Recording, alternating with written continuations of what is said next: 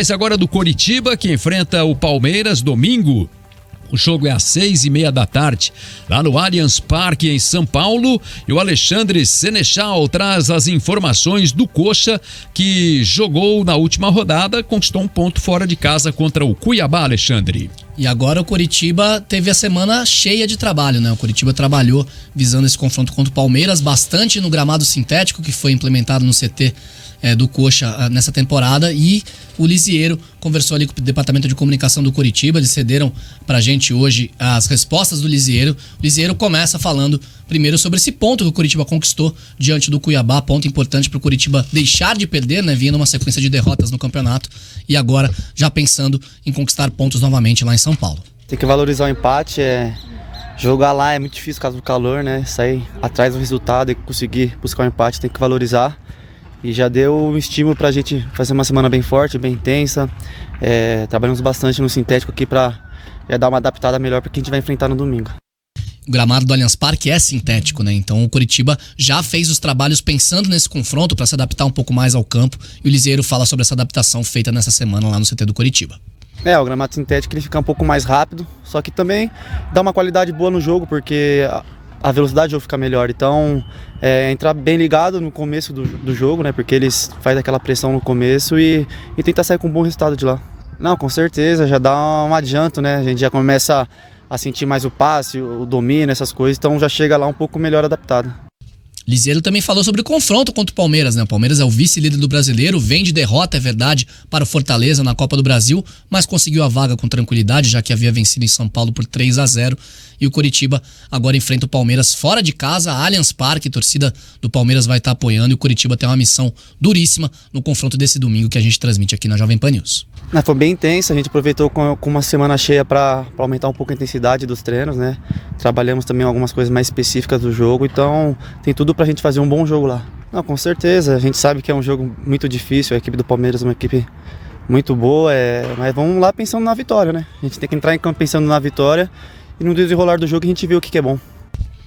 Gabriel, Kusevich, Henrique, Bruno Viana, Natanael, Bruno Gomes, Lisieiro e o Jamerson na esquerda, Bosquilha ou Marcelino Moreno, Robson e Zé Roberto, provável Coxa para a partida de domingo. Um time pouco mexido, né, com os jogadores que o técnico Antônio Carlos Zago já não tem, né, contando o Thiago Dombrowski, por exemplo, o zagueiro, e com o Manga no banco, esse é o provável Coritiba. Dá para esperar conquistar pontos lá em São Paulo, Jana, Dalk? Pontos? Ponto ou no pontos? Ponto ou pontos? Não, eu tô apostando que vai vencer, É verdade, né? Mas eu acho que ele poderia mudar o esquema, né? Seria uma opção. Porque já que é um jogo que Nós aqui mandando o Turra jogar no... Eu cansei de falar, a Jana vai falar do meu lugar. Três zagueiros. Turra joga com 3 zagueiros, mas o Zago já não. Já que o Zago, pelo menos... Claro que ele no vestiário vai falar que tem que ir pra cima, tem que vencer, enfim. Né? Ninguém joga pra perder. Mas tendo a consciência que o jogo é dificílimo, né? O que ele tem a perder? A tentar algo diferente, né? Eu acho que o Coritiba não tá conseguindo, né, dar resposta com esse esquema, por mais que tenha conseguido um pontinho fora de casa, mas ainda é uma defesa muito instável, né? Muito frágil, que vem sofrendo bastante nos jogos. O Coritiba até consegue fazer gol, até consegue...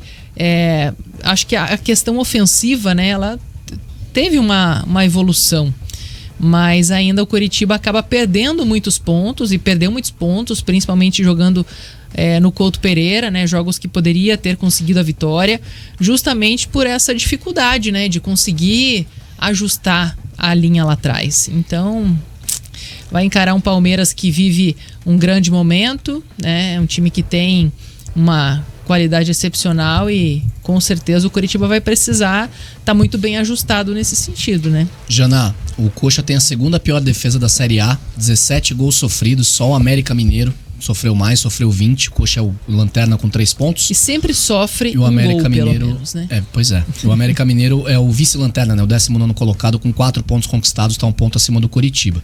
E tem o pior ataque, só que o pior ataque tem vários times. Internacional, Cuiabá, Goiás, América Mineiro e Coritiba. Todos marcaram 7 gols na Série A nos primeiros 8 jogos. Vai ser um jogo extremamente difícil, né? O Palmeiras vai ser um jogo difícil para todo mundo. Palmeiras tem Libertadores, né, no meio de semana. Teve Copa do Brasil, de repente o Abel também dá uma segurada. O Veiga não vai titular. jogar, né? Tá suspenso. Não sei o que é pior, não sei o que é pior também, não sei o que é melhor. Pra ser bem sincero, assim, porque... Se é o descansado reserva ou se é o titular. Entre o Richard Rios, que tem jogado bem quando entra, o menino John também. Tem um elenco, o Palmeiras tem um elenco, além dos medalhões, mas tem jovens também muito promissores. John. Ah, tá. É difícil porque, pô, o time do Palmeiras, a tendência é mais uma vez ser campeão brasileiro. Não, o Palmeiras tem... O Botafogo tá aí, que nem diz o meme, o Botafogo tá embalado, hein? O Flu também tava. Obrigado. Botafogo 4 vitórias seguidas, pô, só perdeu um jogo. Cara, é incrível como a Jana. Você acha que vai perder o gás? É que nem aquele refrigerante de 3 litros, o Botafogo? Cara, não é questão de perder o gás, cara, é que a diferença de elenco é gritante. Sim. A diferença de elenco é gritante. O Botafogo pode estar num gás, sensacional e tal, mas, cara, não vai conseguir manter. Vai chegar no momento em que elenco vai dizer muita coisa. E o Palmeiras já provou que o trabalho é muito bom, o elenco é muito bom e o Palmeiras tem consistência suficiente. O Botafogo pode ser uma sensação, mas até quando dura isso? Eu não acho que o Botafogo vai brigar pelo título. Com todo respeito aos botafoguenses, acho que o Botafogo pode, nesse início de campeonato, ter encaminhado, né, uma briga pela Libertadores, mas pelo título eu acho exagerado de falar. Acho que o Palmeiras é o grande favorito ainda, começa muito bem na competição, como sempre. Eu vejo chance pro Botafogo brigar lá numa Sul-Americana ali pra... ser campeão de uma Sul-Americana, de fato, também, concordo 100% com você. O brasileiro é um campeonato muito longo, né? Hoje, se projetar hoje quem são os favoritos para ganhar, é claro que você tem que olhar muito essa questão do elenco aí, né? Quem é que tem elenco para aguentar 38 rodadas, né? Porque vai chegar o momento que você vai ter contusão, negociação de jogador, cartão amarelo, vermelho. Muita gente colocou o Fluminense como um candidato ao título. Não vai. Não. O Fluminense vai brigar nas cabeças, mas o Fluminense não tem gás para chegar no título. Não tem. Por quê? Porque não tem elenco. E falta elenco pro Fluminense. Né? Na verdade, tem 2 ou 3 times aí que tem um bom elenco, né? O Palmeiras é um. Palmeiras, Flamengo e Galo. E o Atlético Mineiro, até o elenco do Atlético Mineiro, eu tenho lá minhas dúvidas se é isso tudo também, sabe? Mas entre melhores, ele é melhor que os outros, no caso. É assim. Palmeiras, Flamengo e Galo são os 3 melhores elencos do Brasil. Os mais completos, talvez. Que você tenha peças de reposição, né, para várias posições. Só que o jogo contra o Palmeiras... O Atlético eu encaixo aí nesse grupo aí de ter boas peças também, né? Não de melhor, mas de bom elenco, acho que de bom o Atlético nível. vai brigar com firmeza de novo pela Libertadores, mais uma vez. Eu também acho. Mas não acho que o Atlético, por exemplo, o Atlético é nítido que quando muda o time bastante assim, por exemplo, olha o tanto que o Atlético caiu de produção sem o Fernandinho. E o Palmeiras, ele vem de 3 empates, né? Então vai jogar em casa, vai estar com a sua torcida, o time classificado. Meteria essa então, ordem, mas eu acho que não. Eu acho ponto que não. conquistado pelo Coritiba vai ser extremamente fundamental. E acho que isso não tem nem o que falar, né? Até o mais pessimista torcedor, se empatar lá contra o Palmeiras, vai comemorar. Um ponto, claro. Eu acho assim, até, por exemplo, o ponto lá em Cuiabá não foi ruim, se você for olhar o campeonato. Ruim é perder os pontos em casa. Exatamente, o ruim foi, assim, tomar o empate em jogos que estava ganhando contra o São Paulo. Vasco e São Paulo. E o Vasco que tomou uma virada, aliás, do Atlético Mineiro, né? Que é um jogo que poderia ter terminado empatado, com né? um a menos também, né? Com um jogador a menos. Exato. Não tomou a virada. Na verdade não, porque o Maurício Lemos... tudo bem, mas ele foi expulso no lance do pênalti que o Hulk bateu e decretou a virada, entendeu? Sim, com certeza. E o Coxa quase fez 2-1, inclusive. Sim. Estando com um a menos, que foi aquela cabeçada mas do Bruno Gomes. O Glenn falou isso aqui pra gente, né? Sobre o azar do Coritiba nesses jogos. O jogo do São Paulo, o Aleph Manga perdeu 3 ou 4 gols, né? 4 gols. 4 gols, né? Então assim, a situação do Coritiba, na verdade, eu acho que ela podia ser um pouquinho melhor no campeonato em termos de pontos, né? O Coxa levou alguns azares aí, né? Nesses jogos que... eu acho que o Coxa precisa ter muita atenção no jogo contra o Palmeiras, não levar gol cedo, que é o mais importante. O Coxa tem levado gol cedo fora de casa contra o Cuiabá mesmo. Antes do jogo começar, eu falei, Coxa precisa entrar atento, segurar uns 10, 15 minutos pelo menos, aí chega lá com 2 minutos e leva gol. Tudo bem que foi Pô, foi uma sorte danada do Fernando Sobral ter acertado aquele chute. Que era pra ser um cruzamento, ele errou o cruzamento, acertou um chute e enganou o Gabriel.